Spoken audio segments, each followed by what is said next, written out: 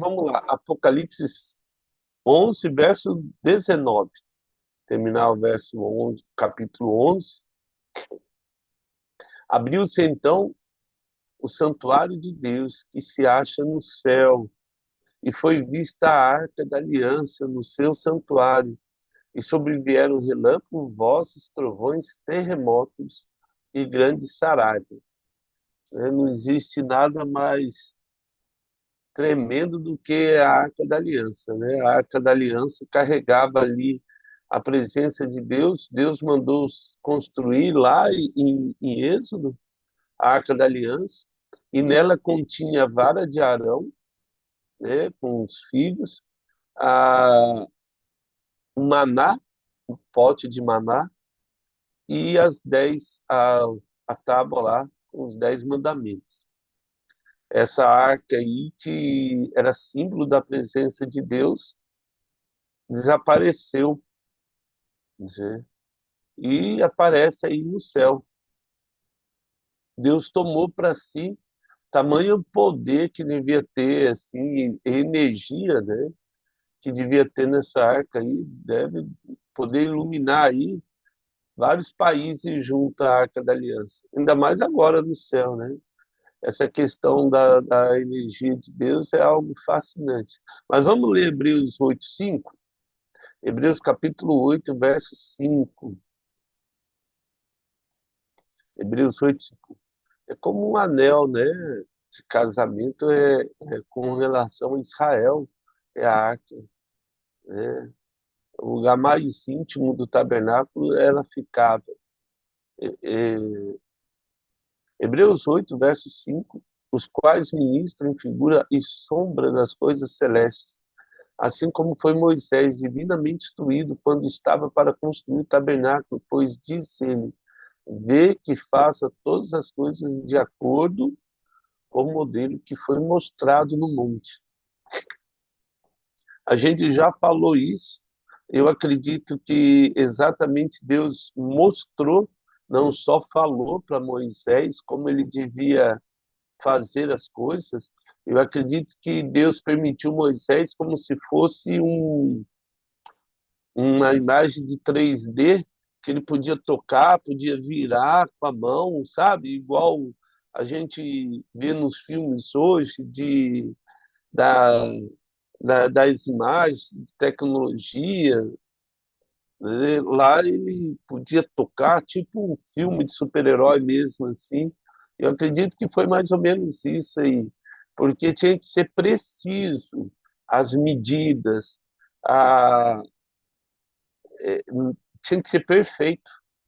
E a gente tem que entender que nós estamos falando da antiguidade, né? Lá atrás. Então, assim, era algo muito, muito 2000 anos antes de Cristo. Moisés, lá 1500 anos antes de Cristo. Vamos colocar 1500 anos antes de Cristo. Imagine para construir esses detalhes de Deus assim. O capítulo 9, verso 22, vamos lá para Hebreus ainda 9, 22, onde a gente vê isso. Ah, ah, alguns estudiosos dizem que a tampa da arca tinha constelação ali de parado, aquela constelação que Deus colocou em Israel, né, do hemisfério ali norte ali, quando eles olham para o céu, ela estava a tampa da arca estava cravejada de diamante, segundo a constelação que eles viam assim a astronomia era muito forte, né? E a astrologia também na época, né, os egípcios tinham muito essa questão das estrelas, aliás, todos os povos da antiguidade. Em Hebreus 9, 22, ele diz assim, ó, com efeito, quase todas as coisas, segundo a lei, quase, se purificam com sangue, e sem derramamento de sangue não há remissão. Ou seja, precisava vir o sacrifício de Jesus. Aí era, portanto, né, o autor de Hebreus vai falar que precisava então vir Jesus, porque era o único que era capaz do sangue derramado tirar o nosso pecado. Segundo Pedro 1, verso 4, vamos lá para segundo Pedro 1, verso 4, depois a gente volta para Hebreus. Segundo Pedro, verso 1, capítulo 1, verso 4. Olha só. Pelas quais nos têm sido doadas suas preciosas e muito grandes promessas, para que por elas nos torneis coparticipantes da natureza divina, livrando-nos da corrupção, das paixões que há no mundo. Por isso mesmo, vós reunido toda diligência, associai com a vossa fé a virtude, e com a virtude conhecimento, domínio próprio, e domínio próprio a perseverança, com a perseverança. Nós lemos esse texto, na verdade, vários textos, né? Nós lemos aí. E aí, ele chega ali, desculpa, a perseverança, com a perseverança, a piedade, com a piedade, a fraternidade, o amor, né? O ágape aí. E agora, a, o papel da aliança era colocar o homem nessa situação que acabamos de ler, ou seja, de intimidade com Deus, porque tinha o tabernáculo, o santuário e o santo dos santos. O santo dos santos era a parte mais íntima do santuário, é onde tinha a aliança, né, onde Deus falava. Ali era lugar de intimidade com Moisés, e ali ele falava face a face. Era algo muito, muito, muito. A presença de Deus era algo fora do comum ali, né? Devia ser algo outro nível, né? Vamos para Efésios 3,19. Efésios 3,19. Imagine toda a energia que havia na arca, porque eles tinham que aspergir o sangue do sacrifício na arca e naquele momento queimava, né? E aí saía fumaça do tabernáculo. É, eles viam isso aí, ou seja, Deus estava ali. Quando Davi vai trazer a arca, né, para Jerusalém, ele põe num carro de boi, né? A gente já falou isso aí, né? Ela deveria ser carregada no ombro do homem, né? Dos sacerdotes, dos levitas. Então, não podia ser de qualquer jeito, não podia tocar, porque o pecado nos distancia de Deus. E aí o sapo põe a mão e aí ele ali ele tem um infarto, morre na hora, né? Tamanha energia, né? Como se ele fosse ali um fio terra. Assim aconteceu com Nadab e Abiú, quando ofereceram fogo estranho perto de Deus. Deus liberou energia e os dois filhos de Arão morreram na hora lá. É triste isso aí, né? Mas a Efésios 3,19 diz assim, ó, e o conhecer o amor de Cristo, que excede todo entendimento, para que sejais tomados, e a palavra tomado aqui, de toda a plenitude de Deus, é exatamente isso. É você ser pego de surpresa, você ser preenchido por completo também, essa ideia de você não sobrar espaço para mais nada dentro de você ou de mim, a não ser a presença do Espírito Santo. Nós fomos arrebatados de um jeito diante do Senhor que todos os nossos sentidos, toda a nossa razão, todo o nosso entendimento, vamos ser humano, estou dizendo assim, ela é pega e Deus assume o controle de tudo. Não é uma pessoa que não sabe o que está fazendo. Longe disso. É uma pessoa que é tomada pela presença do Espírito Santo, cheia, plena, completa aí. A Arca da Aliança, ela trazia essa ideia. Quando ele fala, né, a,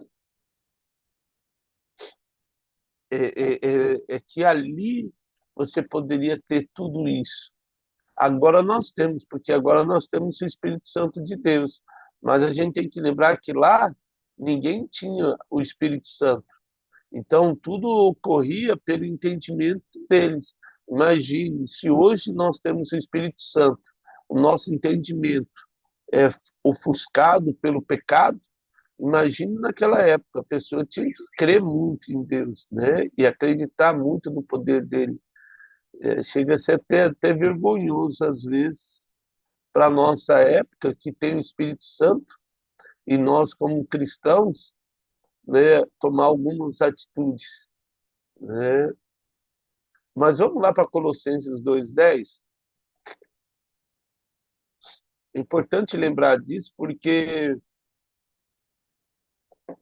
Deus tem tido muita paciência com a gente, ou pelo menos comigo, eu vejo, né? Porque o, se não tendo o Espírito Santo, aqueles homens se levantaram, se colocaram diante de Deus com tamanha destreza, tamanha vontade, às vezes hoje tantas dificuldades postas por aquilo que não é verdade, né? Mas vamos lá. Colossenses capítulo 2, verso 10, também nele estáis aperfeiçoados. E ele é o cabeça de todo principado, toda potestade, a gente viu isso aí também, né? Acabei lendo lá, desculpa, né? Ah, não, tá certo. E toda potestade, todo principado aí. E aí nós fomos circuncidados. Vamos para Colossenses 2:10. Colossenses 2:10, depois a gente vai para Hebreus. Colossenses 2:10. Desculpa. Hebreus 13:10. Hebreus 13:10. Hebreus capítulo 13, verso 10. Possuímos um altar, no qual não tem direito de comer os que ministram o tabernáculo. Ou seja, dentro do tabernáculo, o que acontecia? Eu tinha essa divisão, o santuário e o santo dos santos. No santos dos santos, só o sumo sacerdote podia entrar uma vez por ano. Apesar que no santuário eu tinha mesa com 12 pães, eu tinha 12 pães lá, mas ninguém podia comer aqueles pães.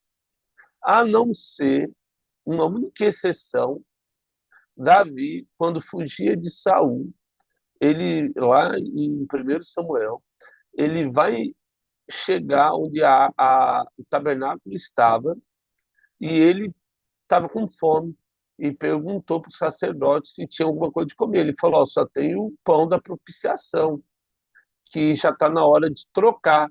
Ou seja, eles trocavam todos os dias aquele pão. Amanhecendo ali, Davi chegou lá e ele falou: ó, né, pegou o pão e comeu o pão sagrado, né? Foi revigorado ali, né? Foi tão tremendo que o sustento de Davi veio do pão da vida, né? Que é Jesus. É, é, Aquele pão era algo precioso, né? A Bíblia não descreve, mas não sei se era um hábito as pessoas comerem o pão, né, depois. As pessoas não, né? Sacerdotes. Eu acredito que não, eles jogavam fora ali ou queimavam. Provavelmente eles queimavam junto no, no altar de Deus. Queimavam lá fora quando fazia sacrifício e colocavam os pães lá, né, como oferta ao Senhor. Todos os dias esse pão. Mas naquele dia, Davi comeu desse pão. E foi algo tremendo, algo precioso na vida dele. Deuteronômio capítulo 10, verso 8. Vamos lá para Deuteronômio. né? Toda a construção da arca está em Êxodo, e só ela já dá um estudo tremendo em Deuteronômio 10:8. Por esse tempo, o Senhor separou a tribo de Levi para levar a arca da aliança do Senhor, para estar diante do Senhor, para o servir e para abençoar em seu nome até o dia de hoje, né? Quando foi escrito o livro de Levítico, quando eles entraram na Terra Prometida ali, Moisés que escreveu esse livro. Até aquele dia a arca estava ali, lógico que ela ficou por muito tempo. Alguns historiadores, teólogos, eles dizem que a arca ela vai desaparecer na conquista de Nabucodonosor em Israel. Outros dizem que assim, a gente teve várias conquistas ali. Alguns dizem que quando a rainha de Sabá foi visitar Salomão, ele era um homem muito sábio. Diz que ele fez uma réplica da arca. Isso também e mandou a arca lá para a Etiópia, a original, e ficou com uma réplica. Por quê?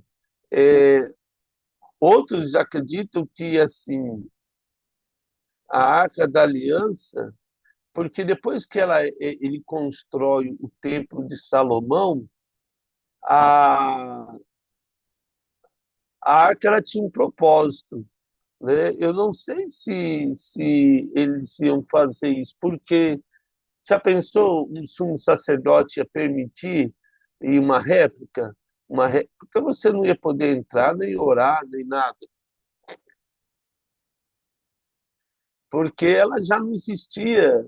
Eu também não entendo o que eles fazem. A religiosidade foi tão grande que, quando a gente pensa assim, que Zacarias, o pai de João Batista, quando ele entra no Santo dos Santos, já não tinha arca ali, né? Eles ficavam ali orando, acho que só tinha uma mesa para dizer que ali tinha arca, né? A Bíblia não é muito clara nisso, né? Mas a questão é que a presença de Deus já não estava lá há muito tempo e eles continuavam todo o ritual, né? É, Jesus devia estar muito indignado com o povo, porque eles estavam, os sacerdotes, eles estavam agora vivendo uma mentira das grandes, né? Porque se o propósito do templo era você entrar num lugar de intimidade com Deus, e esse lugar de intimidade trazia uma aliança, e essa aliança não existe mais, Deus não está mais lá, qual era o propósito de você entrar e fazer todo um ritual e borrifar o sangue lá, aspergir o sangue na onde, né? É, não tinha lógica. Eu aspergia o sangue e depois limpava, para não ficar esquisito, né? É assim, é como a religiosidade na igreja. É ir fazer tudo ritual, dar o dízimo, orar, jejuar e estar distante de Deus, não sentir saudade de Deus, não sentir. O, o fato é que a arca não estava mais lá, e ela aparece aí, né, em Apocalipse, lá no altar de Deus.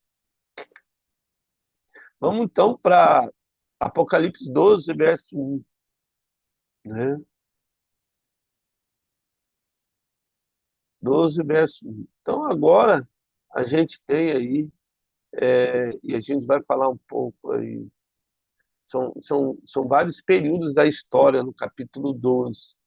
Essa que é a questão. Então, viu-se um grande sinal no céu, a saber, uma mulher vestida do sol, com a lua debaixo dos seus pés, e uma coroa de 12 estrelas na cabeça. Então, olha só, está falando sobre Israel, né? A visão de José do Egito. Olha, eu vi o sol e a lua e 12 estrelas que se curvavam, né, diante de mim. Mas aí aparece Israel, olha só, a mulher é Israel, vestida de sol, né, e ela tinha 12 estrelas, que são as 12 tribos de Israel. Mateus 12, 38, vamos lá, 38, 39, vamos ver o sinal aí. O céu, vários sinais aparecem. Mateus 12, o verso 38 e 39.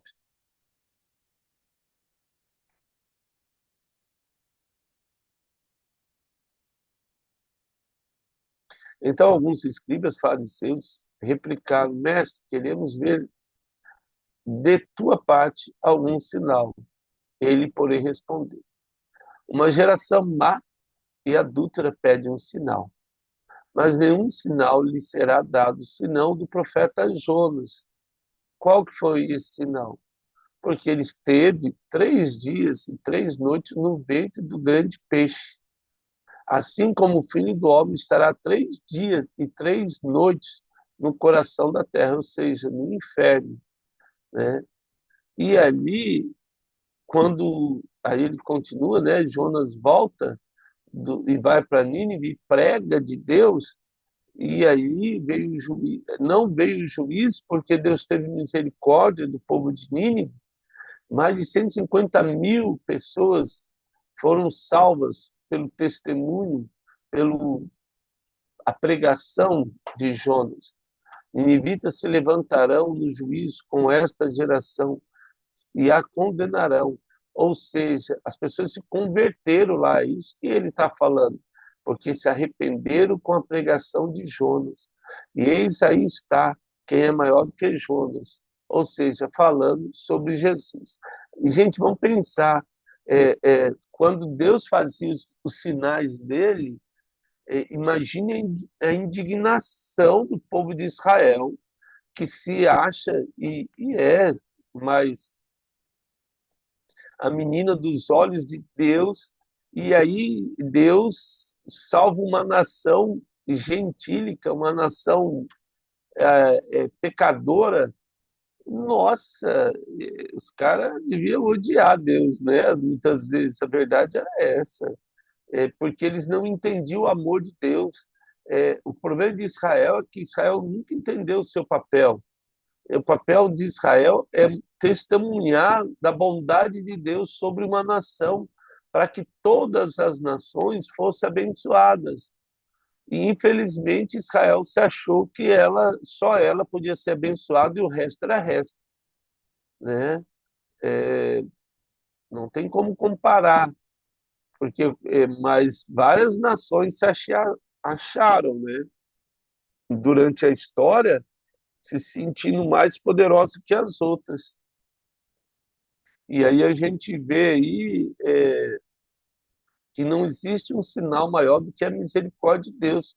Ou seja, Jesus falando, eu vou morrer e vou ressuscitar e vou levar um monte de gentil comigo. E não vou levar vocês, né? E alguns de vocês vão estar lá comigo, a maioria não. Ou seja, aquilo deve ter doído no coração. É que quando a gente lê a palavra de Deus, às vezes a gente não percebe o que estava acontecendo ali, porque nós temos ali mais de 2.000 anos de história do povo hebreu. Então, quando Jesus chega, ele bate de frente com todo aquele ritualismo, toda aquela mentira que eles estavam vivendo, porque não tinha mais a arca, não tinha mais a presença de Deus, não estava lá, Deus não falava mais com aquele povo de nenhum jeito, só vai aparecer para Zacarias quando nasce João Batista.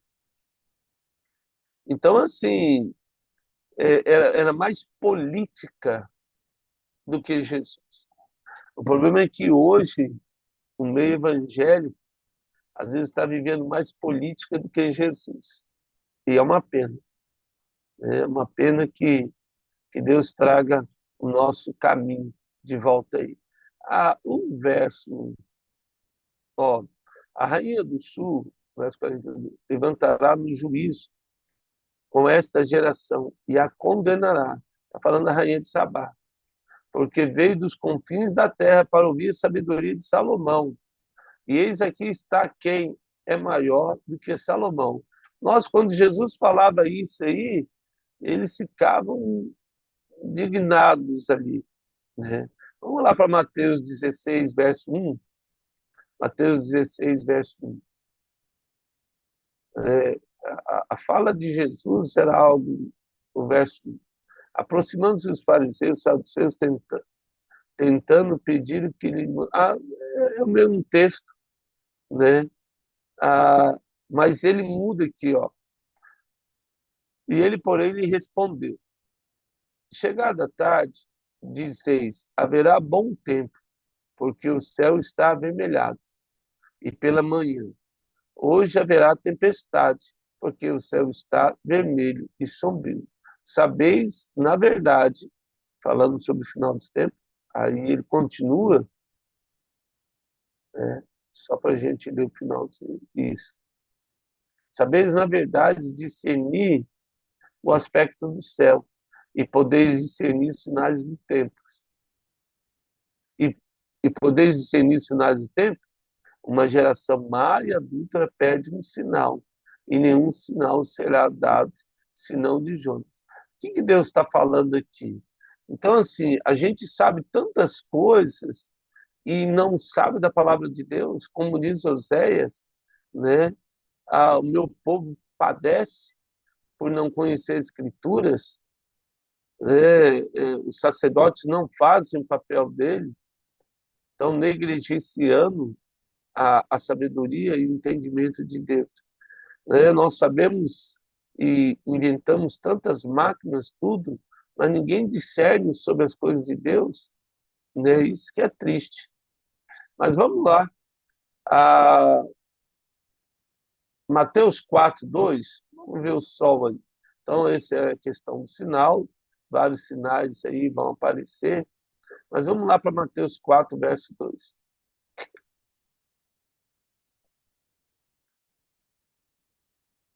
4, verso 2.